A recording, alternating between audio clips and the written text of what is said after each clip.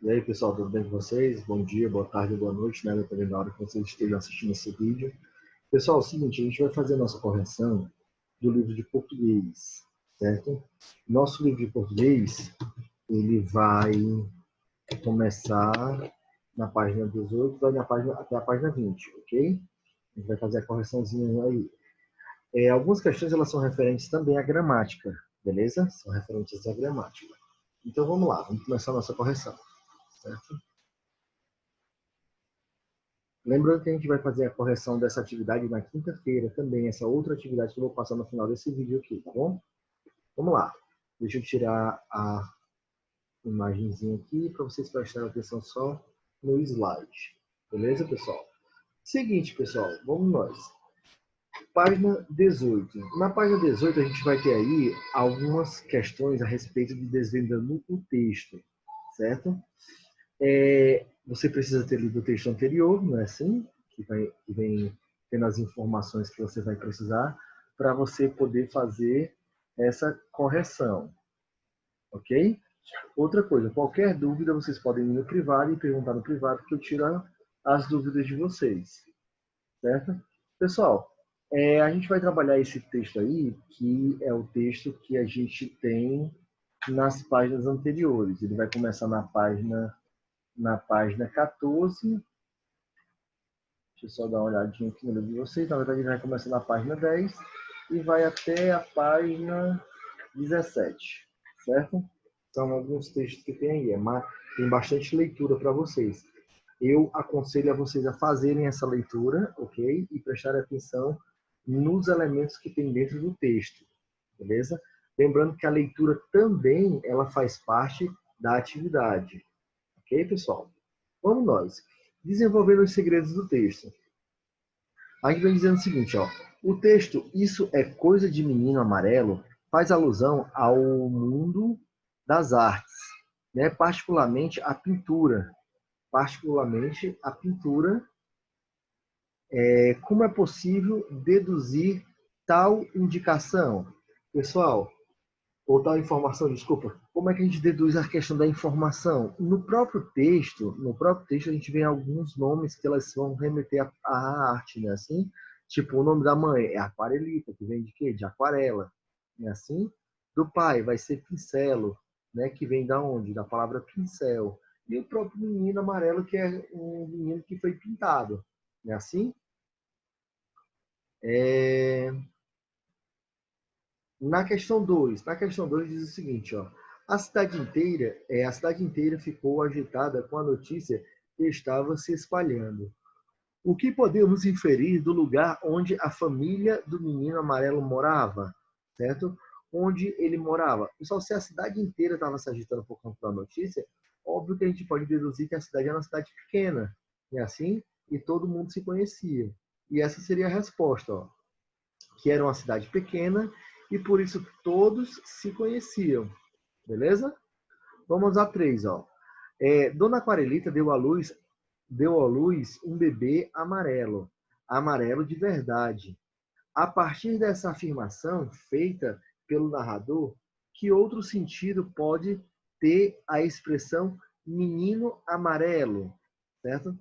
Geralmente, menino amarelo, ele vem ter, essa daqui é uma resposta pessoal, né? Mas a gente vê alguns sentidos de menino amarelo quando o menino é birrento, né? Quando ele faz algumas besteiras, né? E geralmente os adultos pegam e dizem assim, ei, menino amarelo, vem aqui, né? Geralmente o menino ele é um pouco mais levado, né? Assim. Mas a gente tem uma sugestão de resposta. A gente tem o seguinte, ó. Amarelo pode se referir também a algum o quê? Doença, né? Que o menino ficou amarelo. Não é o caso do texto, mas pode se referir a isso. Uma criança de raça amarela seria o quê? Uma criança que nasce na questão da Ásia, né? Os asiáticos, que no caso são os chineses, os japoneses, né? É um pessoal que tem uma cor mais amarelada, beleza? Que também não tem sentido com o texto, mas pode se referir isso à palavra menino amarelo, ok? Vamos para frente, pessoal. Quarta questão diz assim, ó, conforme o texto, Raul foi crescendo todo cheio de direito e amarelo, certo? Todo cheio de direito e amarelo. Retira do texto o fato que explica o senso de autoridade do menino amarelo, certo? O senso de autoridade dele era o quê? Porque era diferente e conhecia todo mundo, certo? Né? Pelo fato dele ser diferente, ele achava que era melhor do que os outros, não é assim? Então, e ele conhecia todo mundo. Okay? Aí isso dava uma certa autoridade para ele. Por isso que ele era cheio de quê? Cheio de direitos. Ok? Na questão 5, pessoal, vem dizendo o seguinte, ó, o conto Isso é Coisa de Menino Amarelo foi escrito a partir de uma expressão popular conhecida. Não é possível definir precisamente a origem da maioria das expressões e dos ditados populares. Isso porque eles são transmitidos oralmente, né? Oralmente quer dizer que eles vão sendo transmitidos por meio da fala. Uma pessoa vai contando para outra, para outra, para outra, e assim vai, né? Por gerações e gerações. Ok? Então, ó, vem dizendo aí, é transmitido oralmente, de geração em geração. No texto, a autora utiliza um ditado popular relacionado à expressão coisa de menino amarelo, né? Aí que ditado é esse, certo? Que ditado é esse? Desculpa de menino amarelo, desculpa de menino amarelo é comer barro, ok? Desculpa de menino amarelo é comer barro. Dizer que ele fazia pirraça, né? Assim, ele fazia traquinação, beleza? Vamos lá, sexta questão. Agora explique qual é o sentido desse dito de acordo com o conto Cesse Calado, certo? A gente também leu esse texto, né, nas páginas anteriores aí. Ele vai dizer o seguinte: o sentido do ditado está associado ao comportamento de quem sempre procura reparar para alguém a culpa por ter feito algo errado. Beleza? A culpa por ter feito algo errado. Vamos assim, a 7. A 7 diz o seguinte: entre outros ditos populares a seguir, qual deles possui o sentido apontado na questão anterior? Né? Aí, qual é o sentido que tem? Né? Que ele vai possuir o sentido apontado na questão anterior. Vamos lá. A seria: desculpa de aluno que tira nota ruim é reconhecer que não estudou? Não, né, pessoal? Água mole em pedra dura, tanto bate até que fura? Também não. Certo? Né? Gata escaldada tem medo de água fria? Não. Né? O que vai casar melhor, o que vai ter o melhor sentido é o quê? Desculpa de jogador ruim é chuteira frouxa. Beleza? Seria esse o sentido. Beleza? Vamos lá. Ó. Oitava questão. Nesse conto, o narrador participa dos fatos narrados ou apenas observa o desenrolar das ações?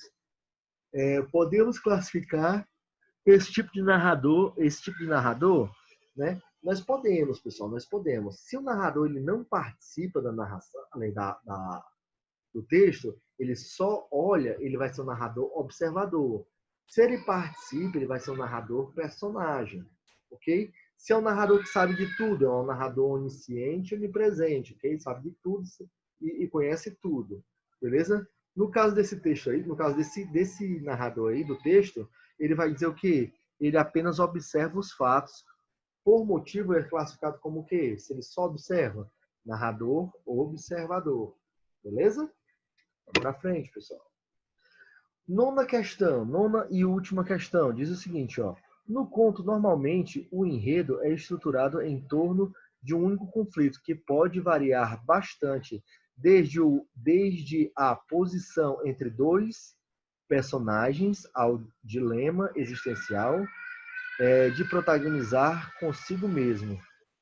É o conflito que possibilita o clima de tensão, que geralmente envolve o conto. À medida que o conflito aumenta, a narrativa vai se tornando mais tensa, até atingir o clímax. Lembrando que o clímax é uma das partes mais importantes do texto, é aquela parte que traz o suspense.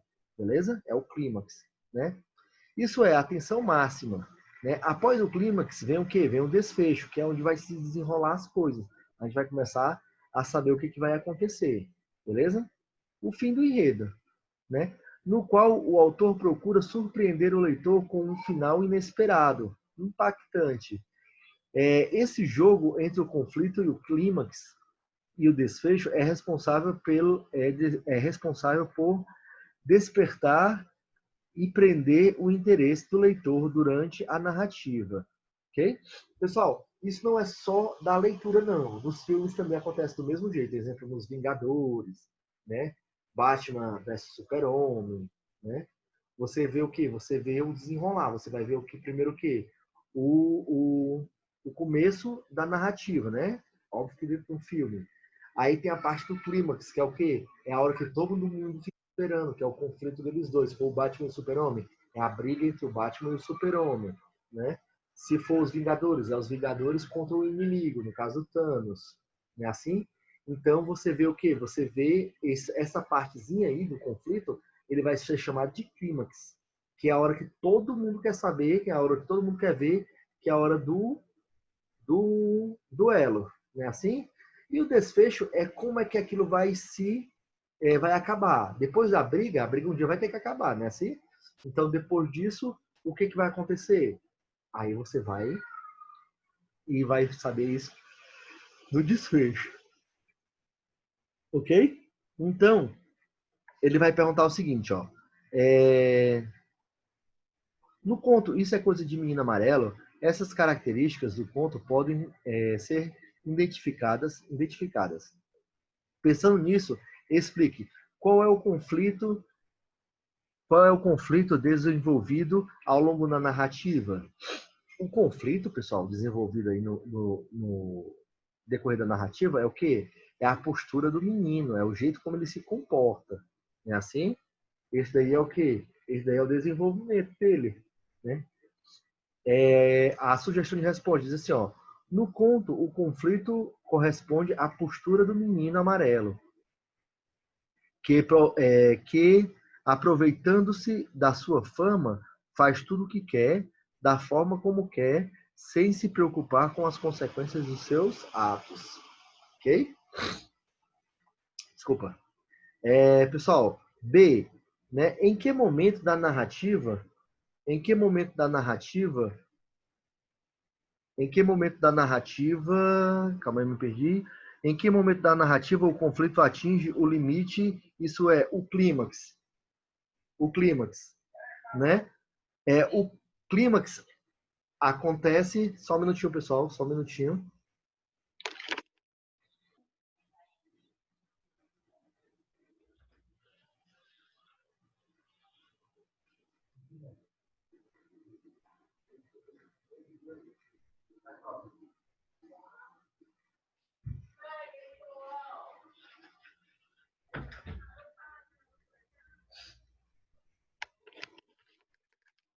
Ô, pessoal, desculpa aí, certo? Desculpa aí, é porque meu filho tá aqui, tava aqui, abriu a porta e entrou dentro da sala, eu tive que tirar ele, certo? Vamos lá.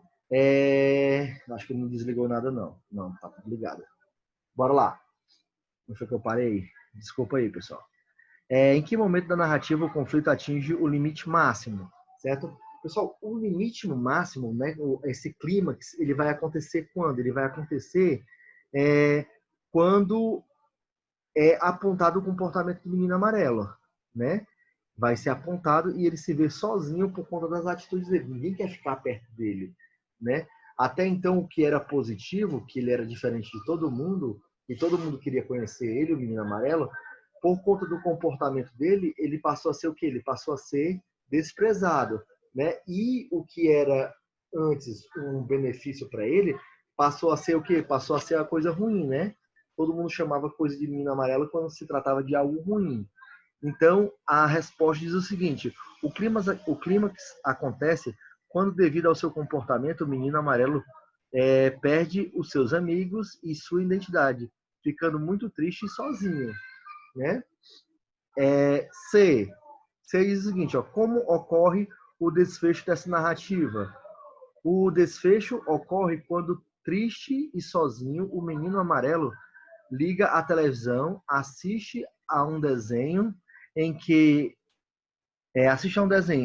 aparece um menino vermelho e decide mudar de cor, certo? Ele decide mudar de cor, beleza? Para poder ser diferente, né? Igual aos outros, né? Diferente do que ele era, mas igual aos outros. Beleza, pessoal? Pronto. Então a gente vai ficar por aqui, né, pessoal? Lembrando que a atividade de português vai ser a página 24 a 27, certo? E a nossa correção vai ser na quinta-feira. Tranquilo? Beleza, pessoal? Um abraço para vocês e até mais. Se Deus quiser, brevemente estaremos aí juntos, né? Presencialmente. Valeu. Deus abençoe a todos.